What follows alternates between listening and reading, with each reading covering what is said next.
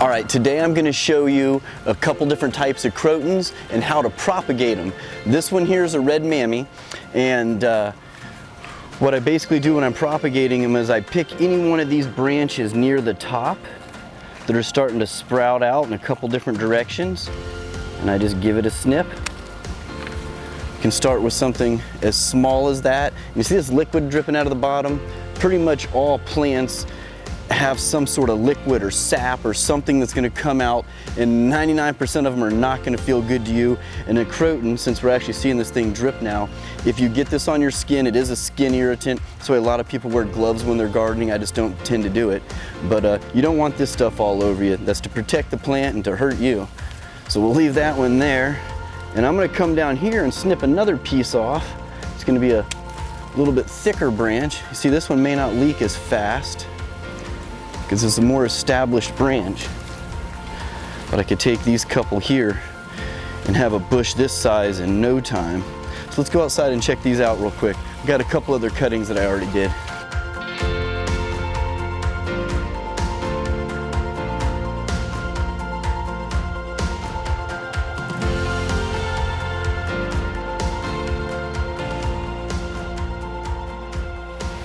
Alright, so the same way that I cut those first cuttings off that croton, I did to 3 other plants in the yard for a total of 4 different crotons. They're all very similar plants, but they're different. So I'm going to put these 4 plants into 4 different pots. And to get, like I was showing you, a big bush in there, or even bigger bushes like some of these came off of, all you have to do is start with a little cutting like this. A lot of people pull the leaves off. I pulled a few of them off already.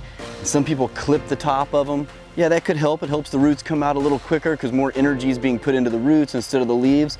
But these are such hardy plants that I found with the crotons, you really don't have to take a whole lot of leaves off. You don't have to clip them way back and they still grow fine. At least here in Florida, where we have really warm weather all the time. And I'm just scraping that thicker bark off on the exterior because it's going to make the roots come through easier. And this one was one by itself. I only took 1 cutting off of this particular plant, so I got a little pot for it. I just stick it in there. That's going to be well-drained soil. I'm going to water it with rainwater. Within a week, this thing's going to have really good roots on it already. Within probably 2 months, I'm already going to be transplanting it because it's going to outgrow this pot, especially this time of year. We're in July, so July, August, September, you know, those are just super hot months here in Florida. Plants shoot up like weeds. So I'll set that one out of the way. Here's a prettier yellow and green version. A lot of people don't like the yellow and green versions, and I'm not sure why. These are just beautiful plants to me, and they just really stand out in a garden. That's probably all the leaves. I might pull one more. Don't really want to pull too many leaves off of this one because I don't have to. Again, I'm taking off a few inches of that bark because I know how deep I'm going to put it in the soil. And that's it. No rooting hormone, nothing. And I have rooting hormone in there, I'm just not using it. It's not super necessary with these guys. Just let them do their thing. And this soil that I'm using here is just a Miracle-Gro potting soil. I'm using the potting soil because it's in the pots. I like the in-ground soil, of course, for everything that I'm using in the garden, just the plain old garden soil. They have really good soils with Miracle-Gro.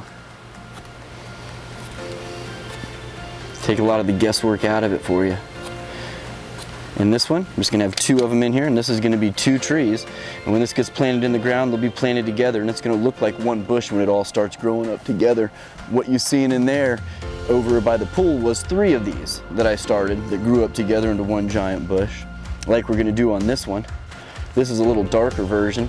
It's the same as the red mammy as this one here, but it just looks different. Some plants are different, so I'm not going to mix these 2 if they're not quite the same, even though they claim to be the same type. I'm just going to grow them in different pots just in case, because I think that red one over there is a little bit prettier.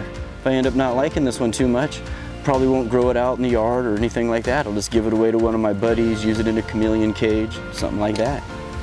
And there we go. This one's good to go. And check this one out. Here's a good example of one that you can get multiple cuttings out of. These two little branches growing out of the side right here, those are gonna be plants. Those are gonna be separate plants by themselves. Super small cuttings, but I'll get to those in a minute. Actually, I can show you with these. With these, because it's such a small branch, I'm gonna pull these leaves off. I am gonna cut them, like I was telling you earlier, that little piece right there, that little stick with those few leaves on it, was actually another branch that was gonna start coming out. And believe it or not, that branch would have got pretty big pretty quick. When I say pretty big, I'm talking, you know, it would have been a foot long within the next few months. And I'm gonna just take that little guy, stick it in the ground, because it's gonna grow up real quick with the rest of these. They grow real fast at first. When they're getting roots, it takes them a little bit. They'll stall out for a month or so, but then when they, you know, really get established, they're gonna take off. As soon as I put it in the next pot up, it's gonna be moving. And I'm gonna pull some of these leaves off too. I'm gonna leave a few on there because I want it to look good as well. This one will be like fine like that. Nice thick bark on this one.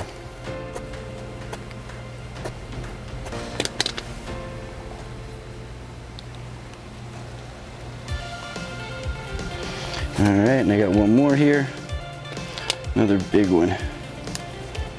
This came off of a bigger tree, a bush that's growing in the ground out front.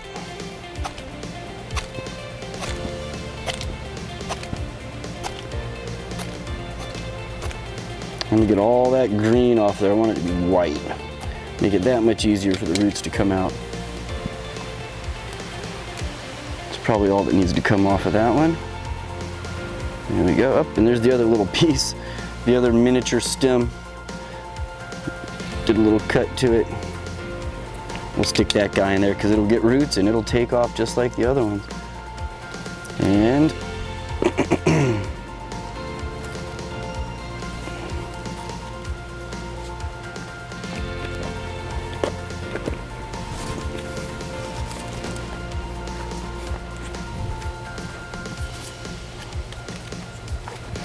and for these guys here, the bright red ones.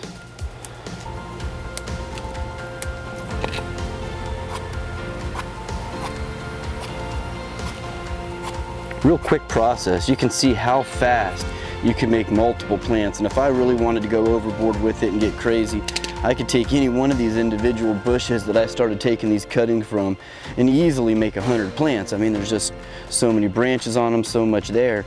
And you know, just take what you need, grow them when you know you got a place to put them.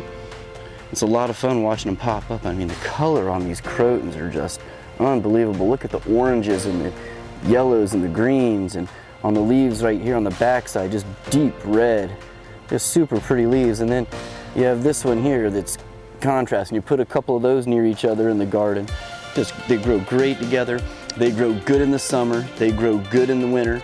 Lighting conditions for these guys is bright. They like bright light, but they do fine in really low light as well. They didn't die in the winter, ever. I've never had crotons die in the winter.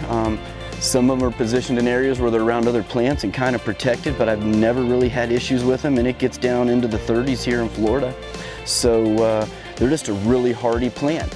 They do well in the heat, they do well in the shade, the cold, all of it. So if you're looking for something for an outside plant or even an inside plant, they're an excellent plant. We use these in a lot of the chameleon cages, the screen enclosures that we have for the baby chameleons when they're first born. Just make good plants, good for them to hide in. And here's a quick look at them. Knock that out in about, I don't know, 7-8 minutes. Gonna have 4 more bushes started right there from 4 plants that I already have.